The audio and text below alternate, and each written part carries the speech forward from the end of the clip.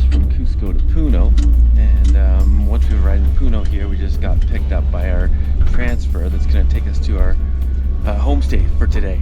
We're going to go out on Lake Titicaca and go out on some of the Reed Islands, and then stay with a family tonight.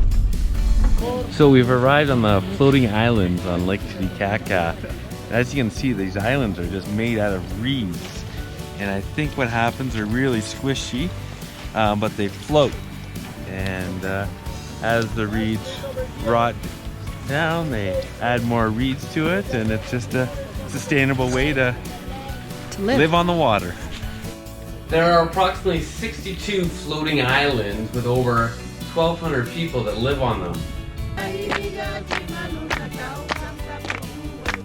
We enjoyed a ride on one of their reed boats. Then our tour boat took us about 2 hours across Lake Titicaca to Tequil Island. A real beautiful island, made me think of what I would expect Greece to look like.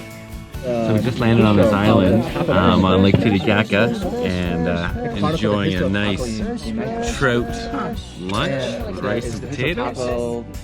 After lunch, we went on this little hike around the island, and it was just really cool to see all this beautiful scenery.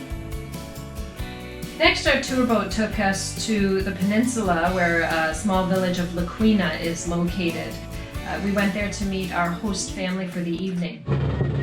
We were welcomed by musicians and then paraded into town where they got us dressed up. We're on the peninsula of Lake Titicaca. We've arrived with our host family, has just helped dress us up in traditional gear, and I think we're going to be doing a dance, and then later we'll go to their house and help prepare dinner.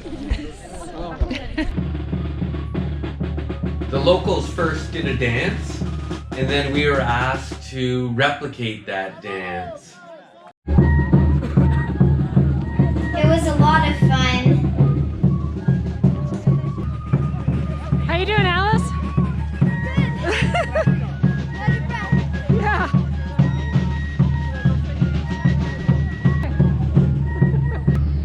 Their costumes were very heavy. After about a 10-minute walk, we arrived at Jesus' guest house, and it is really nice, probably nicer than some of the hostels we've been staying in lately. We're here in Jesus and Natalia's house today. They've made us breakfast.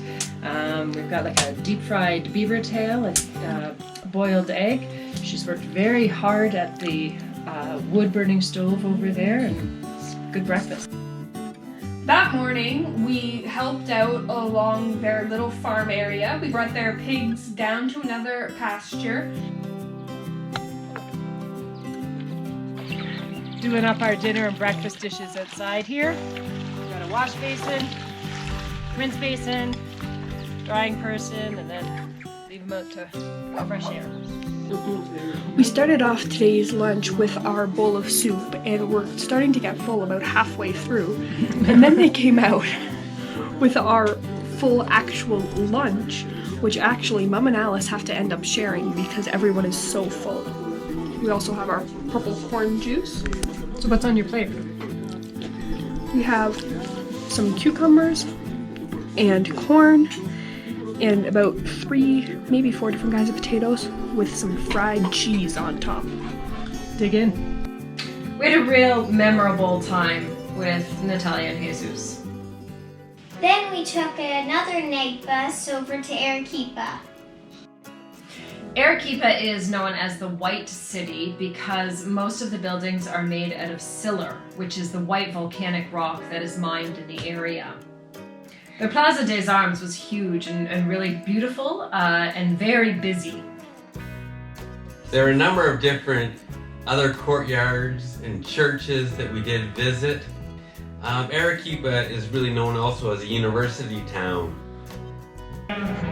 Today we're in the Plaza des Armes, and I had read about trying the queso helado, which essentially translates to cheese ice cream, which sounds really gross, but upon further inspection it's not actually cheese, it's milk and coconut milk, cinnamon, vanilla. It's really quite creamy sort of vanilla ice cream. And I think today in the plaza, we've actually stumbled upon a queso heladro festival. There's all these different places set up, and they're all numbered. So I think it's some sort of competition or festival today. One of the main reasons why we stopped in Arequipa was to go on a Colca Canyon tour. We had a 4-hour drive to Colca Canyon. Along the way, we passed a number of volcanoes.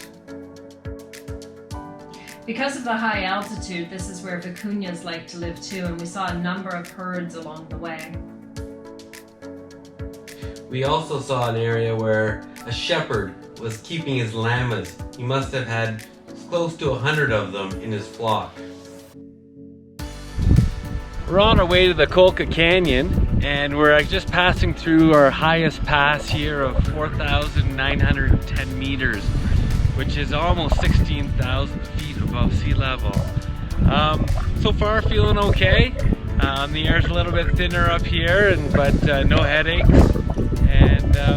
But it's quite the view. We got different mountain landscapes in the background. You can see all around me these little stone stacks, like Inuksuks in Canada, but here they're called apachetas, and they're to resemble the volcanoes around us, and people stack them for good luck. We're here in Chivay, and they've got hot springs here, so we figured we'd give it a try. The water is fed by the volcanoes, and it comes out of the ground at about 85 degrees Celsius, but they cool it down, and into the pools here it's about, they said 38 to 40 degrees, so it's a nice hot spring. Beautiful surroundings. The great thing about this hot springs though is they've got a bar that serves alcohol. Salute! That night we went out to a dinner theater, and they encouraged us to come up and dance with them. I even got to get dressed up. They put me in a traditional Peruvian outfit. The following morning, our bus took us out to the Colca Valley, which then turns into the Colca Canyon. There were some incredible views along the way.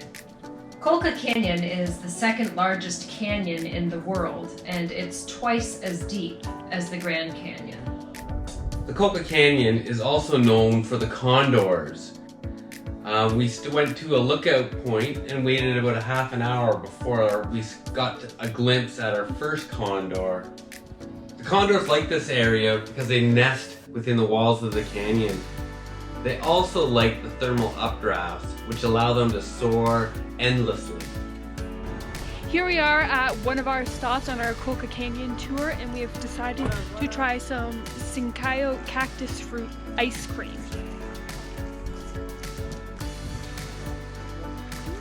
It's pretty good. It's kind of sweet. Reminds me of yogurt. Yeah. We've stopped in the little village of Maca, and they sell, instead of pisco sours, they're selling Colca sours, which uses the cactus juice instead. I'm a little nervous, actually.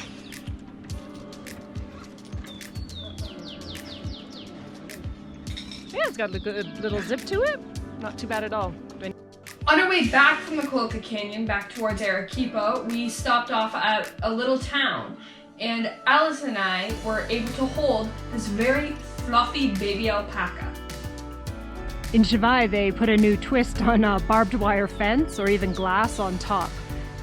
So they've used the natural environment and put cactus on top of their fences. So, a Peruvian tradition is guinea pig. So going out on a limb here and trying it, I didn't realize it would be quite so obvious. We've got the legs and the head with the mouth and the ears. It's deep fried. I'm not really sure how to go about this, but we'll give it a try. So I've got into the guinea pig now. There's not a lot of meat on this. And again, it's mind over matter, trying to get past the fact. I think I just ate his liver, and it wasn't bad, it was just mind game. So I'm gonna keep working away at this. Lots of bones, not much meat.